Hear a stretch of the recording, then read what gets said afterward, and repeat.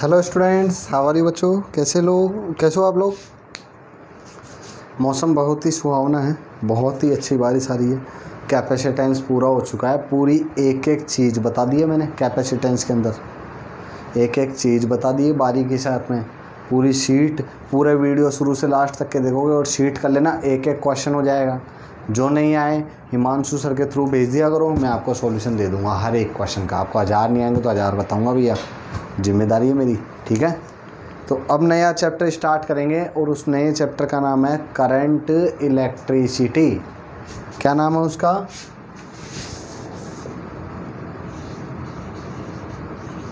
Current electricity,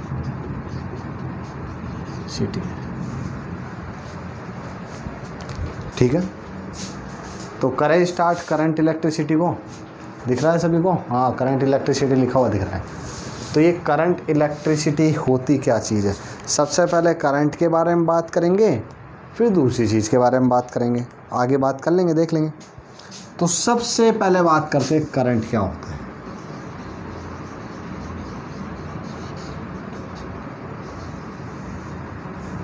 yes, what is current? Rate of flow of charge, है ना? ये लिख दूं मैं, rate of flow of charge.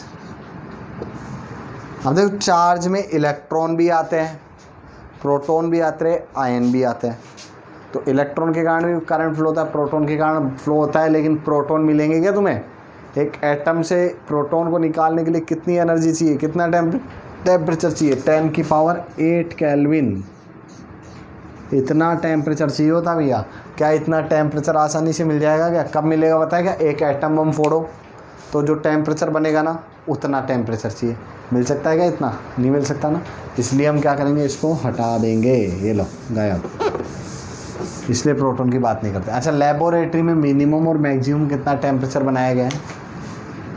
Maximum तो बनाया गया है 10 की पावर 8 केल्विन, और मिनिमम टेम्परेचर कितना बनाया गया है? 10 की पावर -8 केल्विन।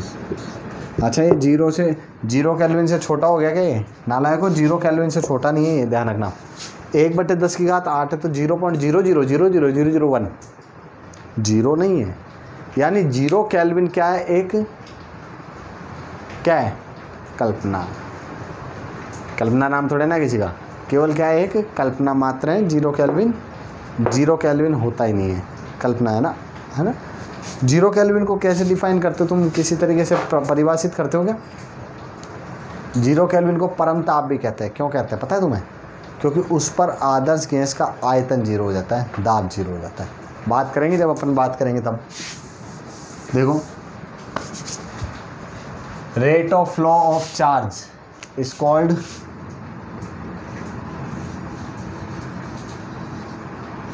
करंट। लिख दिया है ना, फाउंडेशन में नहीं लिखता मैं, वो गलती से लिख दिया, कॉल्ड करंट। I बराबर Q/T, मात्रक कूलाम/सेकंड। और अच्छा, हिंदी मीडियम नहीं है ना, इंग्लिश मीडियम में भूल जाता हूँ कई बार। यूनिट है कूलाम/सेकंड, यानी एम्पेयर ही होती है ना। ये 7 फंडामेंटल यूनिट में से एक है एम्पियर। 7 फंडामेंटल यूनिट में से एक यूनिट क्या है? एम्पियर है, ठीक है। 1 एम्पियर की इंटरनेशनल डेफिनेशन अपन बात करेंगे। मैग्नेटिज्म वाला जो चैप्टर आएगा ना अपना, मैग्नेट वाला, मैग्नेटिक इफेक्ट ऑफ करंट, वहाँ पे 1 एम्पियर की इंटरनेशनल डेफिनेशन कैसे बनी थी उसकी बात करेंगे। तो एम्पियर आ गया। अब देखो, आई का मान आ गया। अब क्यू बराबर, देखो यहाँ से यूनिट क्या हो गई? A1, ठीक है। और यह कैसी राशि है, कैसी यूनिट है? It is a scalar. या तो स्केलर लिखा होगा और या फिर टेंसर लिखा होगा। या तो टेंसर है या फिर स्केलर है।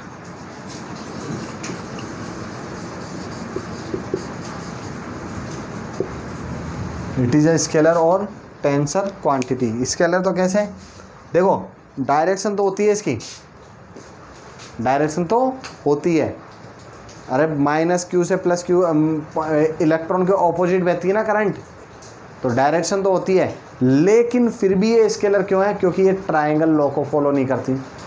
वेक्टर एडिशन के जो भी क्वांटिटी वेक्टर एडिशन के ट्रायंगल लॉ को फॉलो नहीं करेगी वो होगी आपके scalar quantity. For example current, current कैसी क्वांटिटी है? एक आपके स्केलर क्वांटिटी है। टेंसर अलग अलग डायरेक्शन में अलग अलग वैल्यू, ठीक है। ये आ गई टेंसर हो गई, स्केलर हो गई, ये सब चीज़ें बता दी। ये चीज़ें नहीं पूछेगा आपसे। एक फॉर्मूला और बता देता हूँ, आई बराबर क्या हो गया? एन ई अपॉन टी आ गया, ठीक है। आई बराबर एन ई अपॉन टी। आपसे क्वेश्चन ऐसा नहीं पूछेगा। अगर चार्ज से क्वेश्चन भी आता है ना, करंट से, इनिशियल वाले चैप्टर से भी, तो क्वेश्चन देखो क्या पूछा जाएगा, उसकी हम बात करते हैं।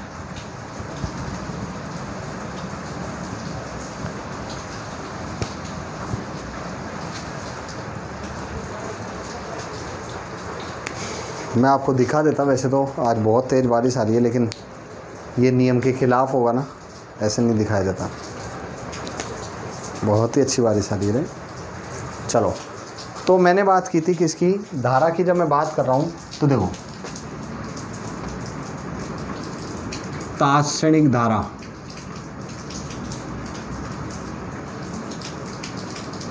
अरे भाई इंग्लिश मीडियम है। Instantaneous current,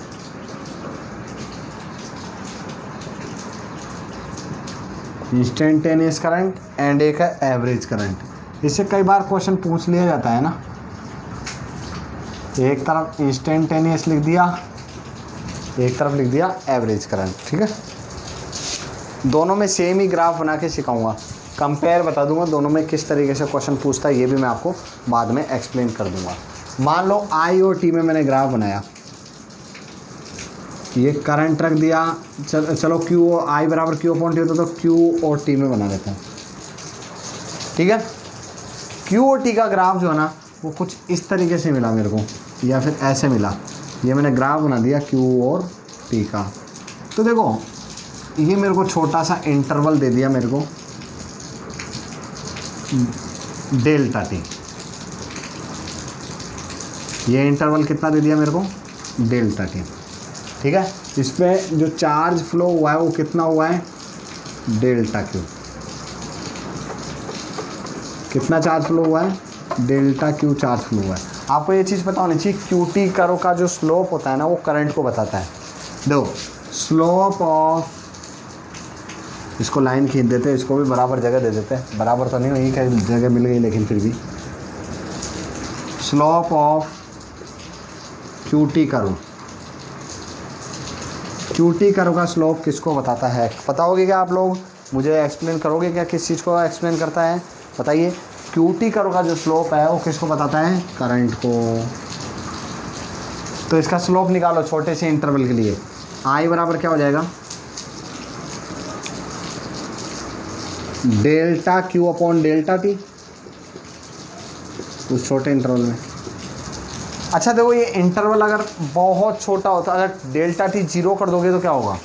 delta T zero कर दोगे तो ये इनफाइनाइट हो जाएगा करंट तो, और इनफाइनाइट हो ही नहीं सकता, इनफाइनाइट नाम की कोई चीज़ होती नहीं है। तो हम क्या कहेंगे? हम ये लगाएंगे लिमिट। यहाँ क्या लगाएंगे? लिमिट। लिमिट क्या लगाएंगे? Delta T tends to zero. पानी की आवाज़ आ रही है, एक बार गेट बंद कर दिया जाए। अब कम हो गई आवाज़, यस।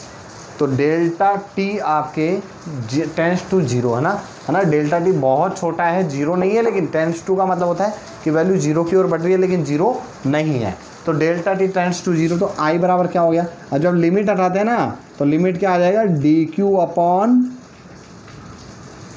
D T.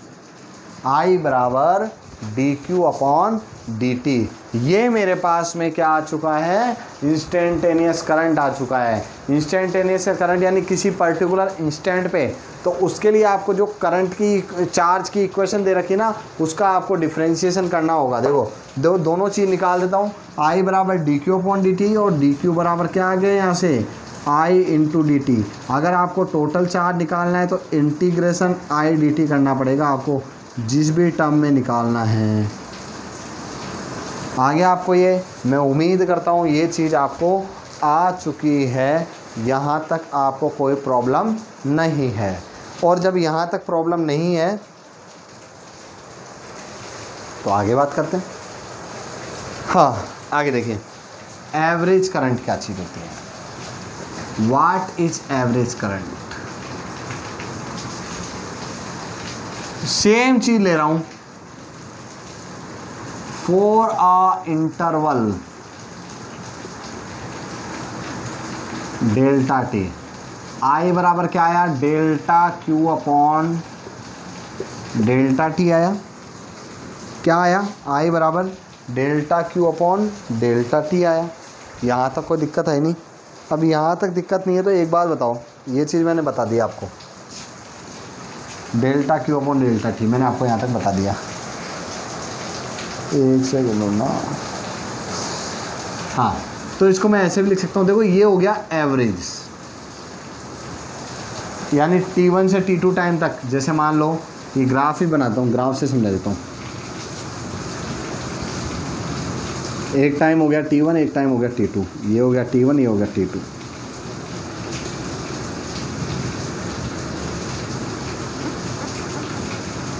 यहाँ पे चार्ज है Q2, यहाँ चार्ज है Q1। तो I बराबर क्या आ गया? Q2 माइनस Q1, इसको तो क्या कहूँगा? Q2 minus Q1। Delta Q तो Q2 माइनस Q1 हो गया, डेल्टा T क्या हो गया? T2 minus T1।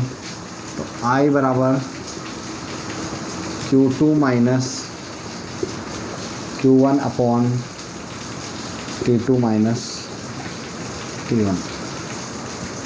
अब देखो इसमें क्वेश्चन कैसे पूछा जाता है और उसका आंसर कैसे करना है, इन दोनों से रिलेटेड करके ना, इन दोनों से कोरिलेट करके क्वेश्चन कैसे पूछा जाएगा और इसका आंसर कैसे देना है, वो चीज़ पूछता है ना।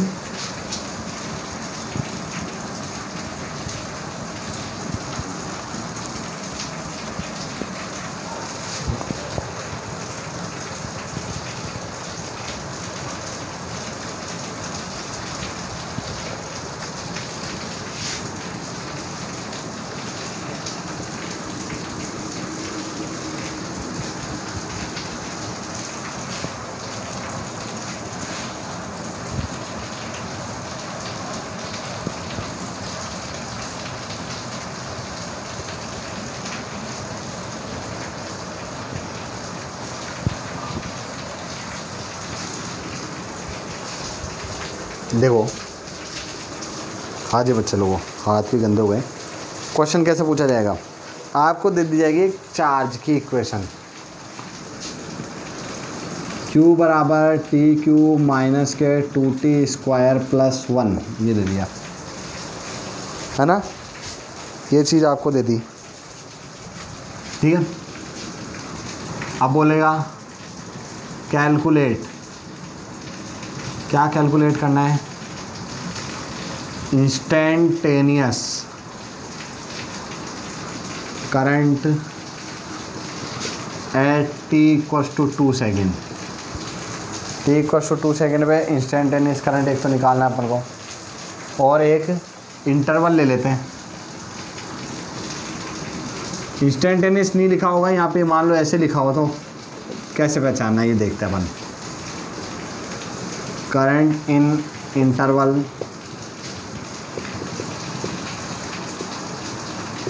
t equals to 1 second to t equals to 3 second. दोनों क्वेश्चन को सोल्व कैसे करना है? देखो t equals to only 2 second कह दिया ना, किसी पर्टिकुलर इंस्टेंट पे कह दिया ना, इसका मतलब ये क्या चीज़ पूछ रहा है? इंस्टेंटेनियस करंट पूछ रहा है ना। क्या पूछ रहा है? इंस्टेंटेनियस। इंटरवल दे दिया 1 से 3 तक, यानी इस इंटरवल में आपको करंट पूछ रहा है तो एवरेज निकालना पड़ेगा। अगर इंटरवल का वैल्यू दे दे तो आपके एवरेज होगा, और किसी पर्टिकुलर टाइम पे पूछे तो वो इंस्टेंटेनियस है। तो सोल्व करें, क्यू का इक्वेशन है ही अपने पास में, सोल्व कर देते, क्या दिक्कत है? क्यू की इक्वेशन आ गई मेरे पास में, टी क्यू माइनस के 2t square plus 1।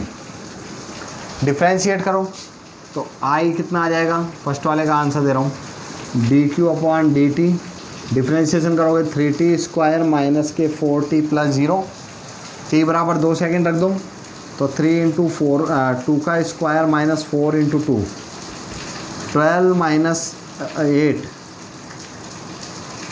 4 ampere. I बराबर कितना आ गया 4 एम्पियर आ गया। t बराबर 2 सेकेंड पे करंट का वैल्यू कितना है 4 एम्पियर है।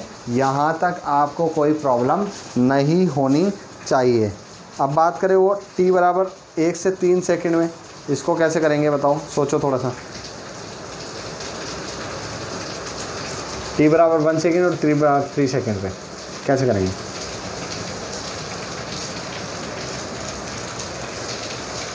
बताइए। देखो ऐसे करेंगे। कैसे करेंगे? ऐसे। हमें पता है I बराबर D Q upon D T, ये तो बता दिया मैंने। देखो I सेकंड वाले का आंसर लिख देता हूँ। एवरेज है क्या है वो आपको बता दिया, कौन सी चीज़ एवरेज होती है सेकंड वाले में। Q2 minus Q1 upon T2 minus T1। हाँ ना बोल, क्या चमका क्या? यहाँ तक चमका क्या? I बराबर Q2 minus Q1 upon T2 minus T1, यहाँ तक आ गया। आगे बात करें। Q2 minus Q1 upon T2 minus T1 आ गया। तो देखो Q2 कितना होगा, कितने सेकंड में निकालना है? 3 सेकंड में। इक्वेशन में 3 रख दो, 3 का क्यूब माइनस 2 इंटू 3 का स्क्वायर प्लस 1 माइनस 1 किस पे निकालना है 1 सेकंड पे।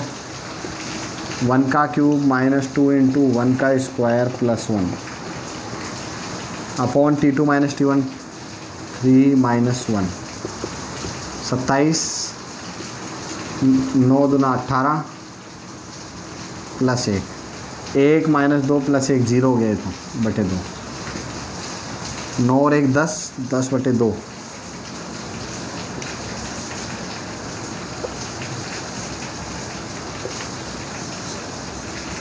कितना एम्पियर आ गया? 5 एम्पियर करंट का वैल्यू आ गया है। देख लिया कि किसी इंटरवल में टी को तो हो गया ये क्वेश्चन आपसे। अब बात करें आगे। एक क्वेश्चन देखो, एक तो इस तरीके से पूछेगा या फिर पूछ सकता है आपसे चार्ज, कि चार्ज निकालो। उसके लिए क्या दे देगा आपको? करंट वेरिएबल दे देगा, वेरिएबल करंट का फॉर्मूला दे देगा। यानी एक करंट की इक्वेशन दे देगा और बोल देगा टी इतने से इतने टाइम के बीच में कितना चार्ज फ्लो हुआ, वो चीज़ निकालो। तो देखो इफ़ I इक्वल्स टू, जैसे मैंने कहा T square minus 2t plus 1, calculate flow of charge between किस किस के बीच में, किस किस के बीच में, between t equals to 1 second to t equals to 3 second, इसके बीच में फ्लो ऑफ चार्ज बताना है। I बराबर डी क्यू अपॉन, अभी बताया था ना Q बराबर Q का formula, integration I D T T1 से T2 तक। Put the value get the answer. 1 से लेकर 3 तक I डी टी। I कितना है? T square minus 2t plus 1 D T. T square का कितना हो गया? T cube upon 3 minus 2 T square upon 2 plus 1 का टी आ गया। 1 से लेकर 3 तक T cube upon 3 minus T square plus T. हाँ भैया लिमिट रख दो, अब लिमिट रखना तो आती है, एक बार 3 रख दो, एक बार -1 कर दो। तो अगर आपको क्वेश्चन आया तो आपको इस तरीके से सॉल्यूशन करने हैं, ये आपको ध्यान रखना है। 1-2 क्वेश्चन मिल जाएंगे शीट के अंदर इससे रिलेटेड, आप कर लेंगे।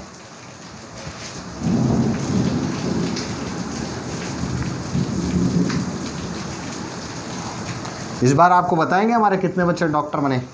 हो सका ना तो एक बच्चे के मेरे आ रहे 670 680 नंबर आ रहे हैं एक बच्चे के, है ना, जान मोहम्मद के। वो बच्चा बोल भी रहा है सर अच्छा स्कोर करूँगा। अगर नीट 13 सितंबर को गई ना तो उसके 670 680 आ जाएंगे, यानी टॉप 500 में आ जाएगा, टॉप 300 200 300 में आ जाएगा वो बच्चा। लेकिन वो बोल रहा है 13 सितंबर से ऊपर खिसक ना सर नीट, तो वो डिप्रेशन में आ जाएगा। ऐसा है, देखते हैं काफ़ी अच्छा हो, शायद अभी एग्ज़ाम हो जाए तो ज़्यादा अच्छा है।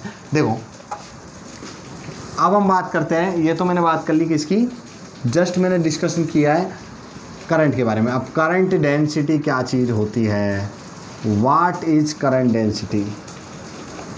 करंट डेंसिटी होती है current per unit area, current per unit area, unit area से जो करंट फ्लो होता है उसको करंट डेंसिटी हम कहते हैं। किसे कहते हैं? करंट पर यूनिट एरिया को करंट डेंसिटी हम कहते हैं। ठीक है, करंट डेंसिटी का हमें पता लग गया। तो जे से डिनोट करते हैं, जे बराबर क्या होता है? आई अपॉन ए। जे बराबर क्या होता है? I upon A. ठीक है, जे बराबर I upon A, current per unit area, unit क्या हुई इसकी? Ampere per metre square, dimension M0L -2 T0A1, ये इसकी हो गई डायमेंशन, यूनिट हो गई, डायमेंशन हो गई। कैसी क्वांटिटी है? It is a vector quantity, vector quantity हो गई। यहाँ तक तो कोई समस्या ही नहीं है। करंट स्केलर है लेकिन करंट डेंसिटी कैसी क्वांटिटी है? वेक्टर क्वांटिटी है। प्रूव करके बताएगा? ये लो, तुमने कहा है तो प्रूव कर देते हैं। ये लो भैया, ये आ गया आपके पास में। ये एक आपको वायर दे रखा है, इससे फ्लो हो रहा है पॉजिटिव चार्ज, ऐसा मान लो पॉजिटिव आयन फ्लो हो रहा है। पॉजिटिव का मतलब सीधा प्रोटॉन से ही मत लिया करो, पॉजिटिव का मतलब आयन भी हो सकता है, जैसे sodium plus, sodium flow plus भी फ्लो होगा तो अच्छा करंट बहेगा। जो आयन फ्लो होता है उसके कारण भी करंट फ्लो होता है। मान लो करंट इधर है और एरिया इधर है, ये एरिया, ये करंट, जिधर करंट होता है जे की डायरेक्शन क्या होती है? Direction of J is toward, किधर होती है? इज टुवार्ड, किधर होती है? टुवार्ड आई, आई की तरफ जे की डायरेक्शन होती है। एंगल कितना हो गया दोनों के बीच में? थीटा। दोनों के बीच में एंगल कितना हो गया? थीटा। तो जे बराबर क्या हो गया? बताओ, अब बताओ, दोनों के बीच में एंगल थीटा हो गया, तो फटाफट बताओ मेरे को। जे की तरफ ए का कंपोनेंट क्या होगा? जे की तरफ ए का कंपोनेंट कितना होगा? थीटा साथ में है, तो क्या ये ए कॉस थीटा हो जाएगा क्या? जे की डायरेक्शन में ए का कंपोनेंट क्या हो जाएगा? ए कॉस थीटा। तो आई बराबर क्या, जे बराबर क्या आ जाएगा? आई अपॉन ए कॉस थीटा। आया नहीं आया? हाना बोल। जे बराबर I upon A cos theta आ जाएगा क्या? जल्दी बोलेंगे बच्चे लोगों, जल्दी बोलो, जल्दी बोलो, जल्दी बोलो। तो आई बराबर जे बराबर I upon A cos theta मेरे पास में आ चुका है। तो आई बराबर जे ए कॉस थीटा, ये भी आ गया, फिर तो ये भी आ गया। तो आई बराबर जे वेक्टर डॉट ए वेक्टर, ये हो गया। जे कॉस है जे वेक्टर डॉट ए वेक्टर। इतनी देर से क्या कह रहा था? करंट स्केलर क्वांटिटी है, मैथमेटिकली प्रूव कर दिया। डॉट प्रोडक्ट से स्केलर क्वांटिटी मिलती है। डॉट प्रोडक्ट से कैसी क्वांटिटी मिलती है? स्केलर क्वांटिटी मिलती है। क्या आपको जो मैंने बताया वो क्लियर है? क्या वो चमका क्या आप लोगों को? दोबारा मैं बता रहा हूँ, करंट डेंसिटी क्या होती है? Current per unit area, unit area से जितना करंट फ्लो होगा उसको करंट डेंसिटी कहते हैं। जे बराबर आई अपॉन ए, डायरेक्शन जे की किधर होती है? टुवार्ड आई, जिधर करंट फ्लो होता है उधर ही जे की डायरेक्शन होती है ना। तो यूनिट क्या होगी? एम्पियर पर मीटर स्क्वायर, इसका एम्पियर, एरिया का metre square, M0L-2 T0A1। Vector quantity बता दिया। अब देखो चार्ज फ्लो रहा है, करंट की डायरेक्शन ये हो गई, जे की डायरेक्शन ये हो गई, दोनों सेम डायरेक्शन में हो, जे और ए, तो आई जे बराबर आई अपॉन ए हो जाएगा, क्योंकि कोस 0 रखोगे ना, कोस 0 1, तो जे बराबर आई अपॉन ए हो जाएगा उस कंडीशन में। लेकिन अगर जे और ए किसी एंगल थीटा पे हैं तो जे की डायरेक्शन में ए का कंपोनेंट कितना है? ए कोस्टा। ए कोस्टा रख दिया तो जे बराबर आई अपॉन ए कोस्टा आ गया। तो आई बराबर जे ए कोस्टा, तो जे वेक्टर डॉट ए वेक्टर। ये किसकी वैल्यू आ गई मेरे पास? करंट की। करंट बराबर, जैसे जे की इक्वेशन दे दी और ए की इक्वेशन दे दी तो आप निकाल सकते हो कि एरिया कैसे निकालना है। ये चीज़ भी आपके लिए क्लियर हो जाएगा। मान लो जे की इक्वेशन दे दी XYZ के रूप में और एक करंट एरिया की इक्वेशन दे दी XYZ के रूप में, तो आप निकाल सकते हो उस कंडीशन में कि इसका वैल्यू कितना होने वाला है। जे वेक्टर डॉट ए वेक्टर, इनका डॉट प्रोडक्ट करना है। जैसे ही आप डॉट प्रोडक्ट करेंगे वैसे ही आपके पास करंट का वैल्यू आ जाएगा। क्या आपको करंट डेंसिटी क्लियर है? आपके माइंड में क्लियर है करंट डेंसिटी का कॉन्सेप्ट? तो करंट पर यूनिट एरिया को हमने करंट डेंसिटी कह दिया है। ठीक है। अब हम बात करेंगे, देखो अगला जो टॉपिक आएगा ना बेटा, उसमें हम ये चैप्टर मैंने स्टार्ट तो कर दिया, लेकिन इसमें थोड़ा सा सीरियस रहना। बहुत इजी चैप्टर है, अगर आप समझोगे ना, थोड़ा सा सीरियस लोगे ना तो बहुत इजी चैप्टर है। अगर आप सोचेंगे कि थोड़ा सा, अगर थोड़ी लापरवाही करोगे तो वैसे हर कोई चैप्टर टफ है, लेकिन अगर इसको थोड़ा सा सीरियसली लोगे तो बहुत इजी चैप्टर है, इसको और आसानी से होता है। ये आ गया अगला वाला चैप्टर मैग्नेटिज्म में, 0 से स्टार्ट होगा, तो मैग्नेटिज्म तो पूरा ही सीरियसली लेने का है। Magnetism, magnetic effect of current, बहुत अच्छा चैप्टर है, बहुत टफ भी कह सकते हो, अच्छा भी है, सब चीज़ें हैं। तो उसके बारे में अपन डिस्कशन करेंगे आगे आने वाली क्लासों के अंदर, ठीक है।